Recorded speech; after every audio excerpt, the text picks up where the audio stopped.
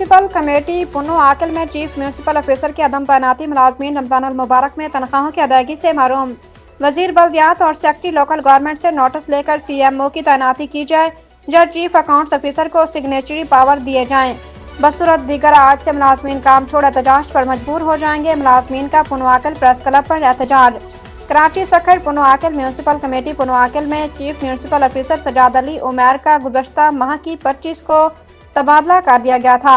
इसके बाद से ताहाल किसी ऑफिसर की तैनाती न होने और न ही किसी ऑफिसर को उनकी जगह को सिग्नेचरी पावर दिए जाने के बाद मुलाजमीन के अमूर बाशमूल तनख्वाह पेंशन की अदायगी नहीं हो सकी है, और जिसकी वजह से गरीब मुलाजमीन रमजान अल मुबारक के बबरकत महीने में भीख और कर्ज मांगने पर मजबूर हो गए हैं।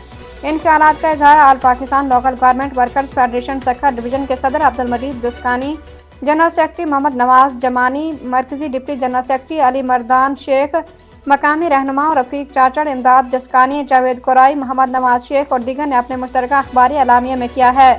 उन्होंने वज़ीर बल्दियात और सेक्रेटरी लोकल गवर्नमेंट सिंध से पुरजोर अपील करते हुए कहा कि म्यूनसिपल कमेटी पुनो आकिल में CMO सजाद अली सुमैर के तबादले के बाद ताहाल नया CMO तैनात नहीं किया गया, जिसके बाद मुलाजमीन की तनख्वाहें अल्तवा का शिकार हैं।